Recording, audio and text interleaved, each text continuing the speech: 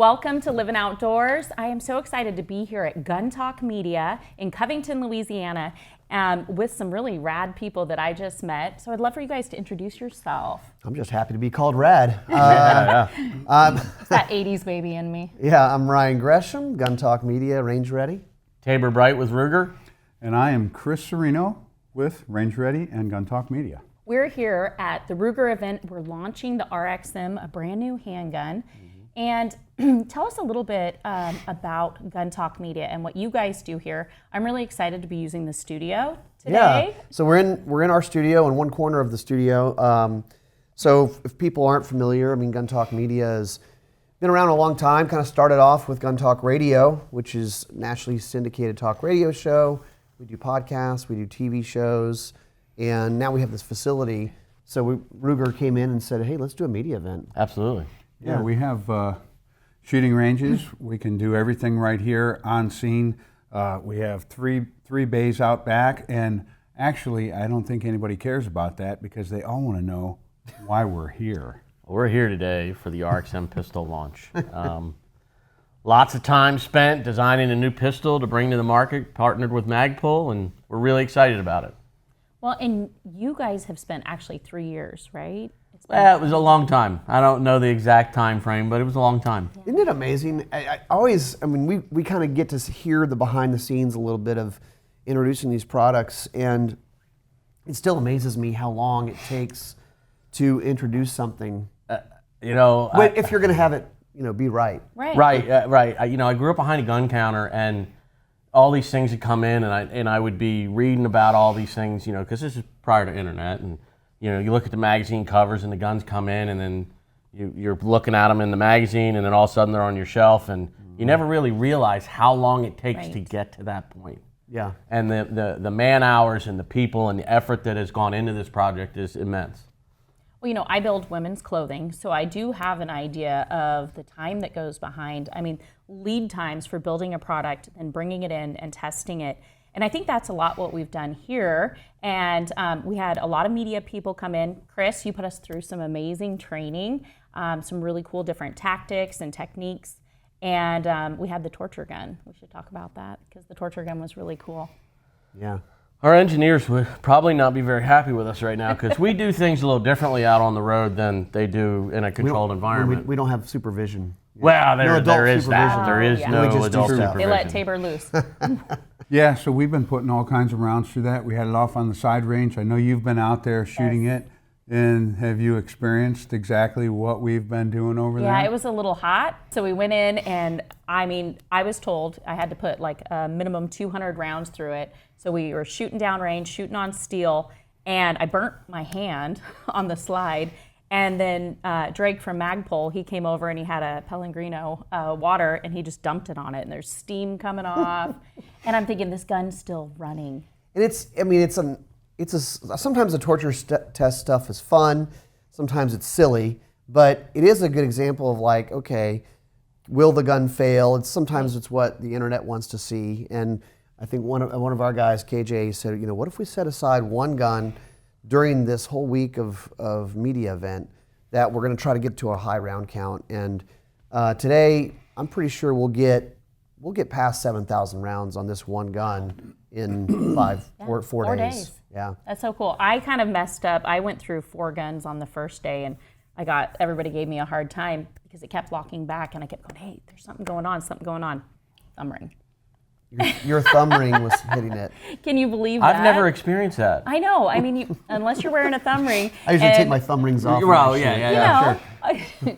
So John actually said, I know. Absolutely. Because they brought me like 4 guns, and John's like, why don't you take your ring off? Never had one issue since. So I'm really glad we figured that out, that it was me and not the gun. Especially, the guns run. Yeah, they ran great. Right. And that was something we kind of didn't talk about is the torture gun. It's been running great. Absolutely. So it's not Considering we've been dipping it in a bucket of ice water. Yeah, and not cleaning it.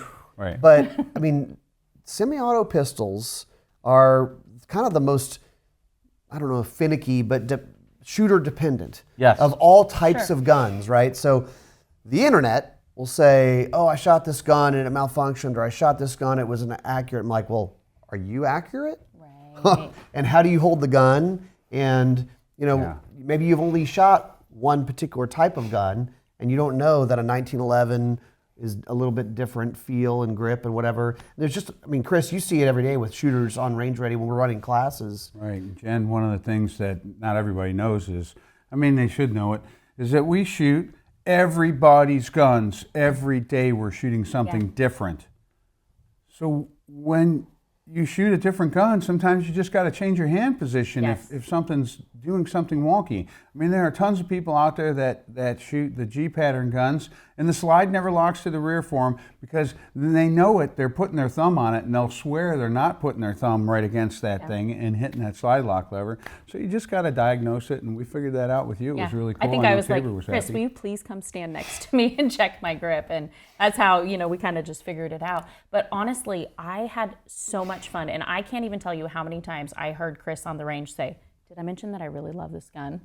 I mean, you said that, and you just said you shoot guns all the time and different variety of them. So you've been through a lot. So I mean, that's a testament to this. Well, I tell you what, the torture gun is a testament to all the associates and the folks back at Ruger. You know, everything we do at Ruger is kind of done it is done in a controlled environment. You know, they're cleaning between sessions, they're air cooling, they're going through this whole process. Right. Here, we're not doing any of that. We are breaking every testing rule that Ruger has internally. And that's why the engineers are, you said they'd probably be uncomfortable with I us guarantee you doing they're this. cringing. But here's the thing. People in the public, they're not doing what we're doing in the factory. No. They're doing the stuff that we're doing here. They are hammering on stuff. They're dropping it in water and ice and sand tests and holding it under mud, pulling out, shaking it off. And it's a testament to the associates to put this gun together because it is just performing flawlessly. Well, and I see that too because back home I teach a lot of students and they come in and they've got a gun that's just filthy and they're like, well, you know, and they're still trying to put rounds through it and it's malfunctioning constantly. We just proved that's not going to happen with this gun. So, I mean, we had a really good time doing it. These aren't even production guns. These are the first guns we're getting to put our hands on. Pre-production, is that how you would term it? Pre-production or ramp, you know, it's we go through these phases of prototyping and testing things and changing things, and then just before we build production guns, we call it ramp. Okay. And these are like ramp, pre-ramp. I mean, I was there 2 weeks ago when these guns that we're shooting this week were coming off the line. There's nothing cooler than that. You take a brand new gun off the line, you travel with it across country, and you put it in somebody's hands, and you see the light go on, and you're just like, I saw your excitement when you told us to open the boxes. So when all of the media, when everybody came in and we were sitting there the first day and you said, all right, you're like, open your boxes. And well, it was, again, for me, I'm a kid that grew up behind a gun counter. Yeah. So I've read about all of these guys, some of these guys that, you know, that have been idols of mine, you know, Mr. Gresham, you know, watching these guys all through my career, and here I am in their facility with a gun that I helped work on, and I get to tell them, open your box. Here it is. And yeah, that was a huge nerd event for me. Oh, I love that. Chris, will you talk a little bit about kind of some of the training and the different things that we ran the gun through this week? Because it was a lot of fun for a media event to come in and really get to train, and I think everybody really enjoyed it. Well, a lot of times when we go to these events, we just do drills. And drills are fine, but I like to give people knowledge, and I also wanted to put a lot of rounds through the gun. So I kept you guys moving. We were doing a lot of accuracy-based drills, a lot of speed drills, a lot of rapid firing. Yeah. We switched hands and shot them, you know, two-handed, weak hand. So those are the kind of drills that will cause malfunctions. You know, when we start doing rapid fire, because you with the ring thing, you'd said, well, look at my grip. And I said, your grip looks good. But then you draw at speed with stress, and your grip was not totally different, but it was different Just enough slightly. to malfunction the gun every time. Yeah. So that's why we do these things. We get different people's hands on them. We get them moving at speeds that are outside their comfort zone, because that's when guns malfunction. Everybody says, my gun never malfunctions. Well, yeah, when you're standing at an indoor range and you pick it up, you load it, you discharge it, it's empty, you put it back down, but you're not putting any stress in that, and you know, that those variables. You bring into up a it. great point. So many people go to the range, stand in their booth, and that's what they shoot. When you get out amongst other shooters and the noise of shooting, and then the timer, The timer is not your friend. Yeah. It changes everything as soon as it goes. And Chris standing behind your head. Right. Well, I was just trying to help you out. I wanted to see where you're at. I was But trying to also let you know different what's going types of on. shooters. So we've had, I mean, gosh, we've probably had 30 different people shooting this week on the line at some point. And I mean, from accomplished competition shooters to people who've literally shot maybe like, you know, a dozen rounds in their life. And that's a great kind of test of the gun is... Well, we have 3 new marketing associates with us this week. And combined, like you said, they maybe have shot a couple hundred rounds. Yeah. And Chris put them through 400 or 500 rounds each yesterday. Oh yeah, yesterday we shot a bunch, and those drills were way above their head. They were trying to keep up, and they managed to get through it. The gun worked. We I were saw all so much really growth. impressed. I saw so much growth with them. Yeah. You know, just coming in and taking great instruction and just really learning. But then also they got to test this product that's amazing. Well, I'll say this. This RXM, this type of gun, this size of gun, lends itself to that. Absolutely. It's not like people make the mistake all the time of, oh, new shooter, or it's my wife or my kid, and we're going to give them a small gun.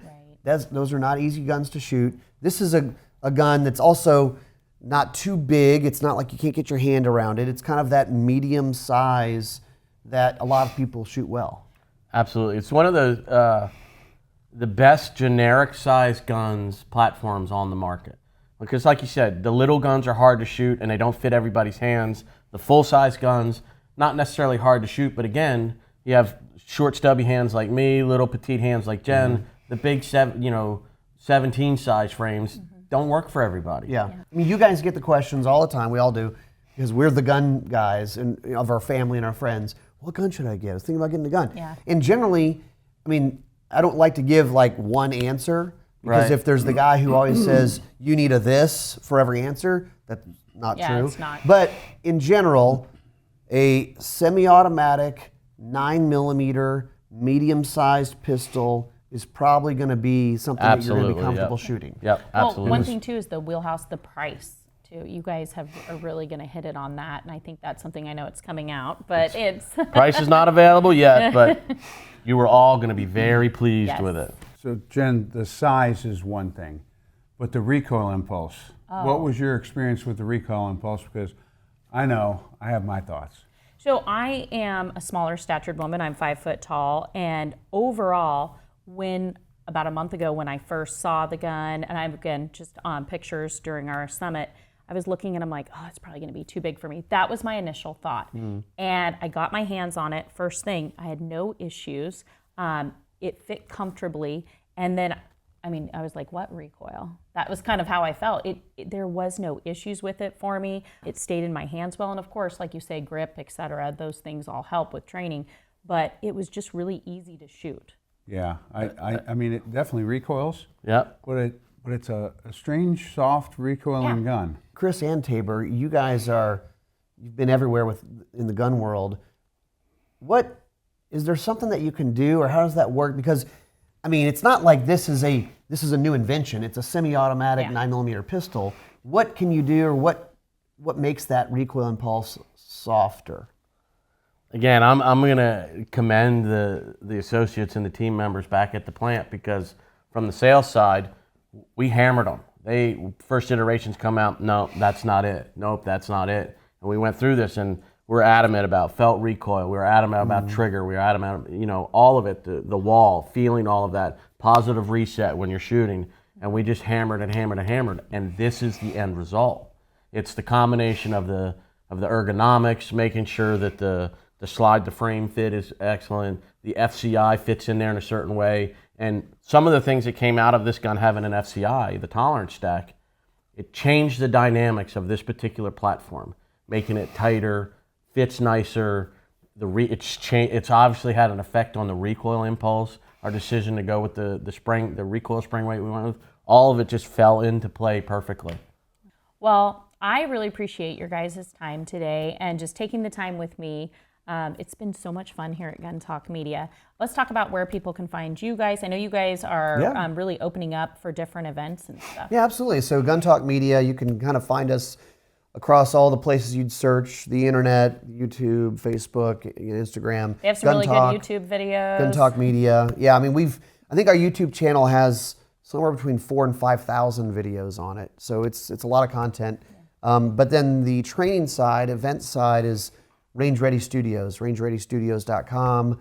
And we do run classes and events and some unique things where we work with companies to put on something that's not simply show up and throw lead down range. It's kind of special, using a lot of great gear, and Chris is teaching. Yeah, it's awesome. Tabor, anything to add about Ruger? I found a home. Oh, amen to that. Chris, anything to add? No, I'm just glad I could impart some knowledge on you, and I love to see you smile after I do. All right, awesome. Thank you.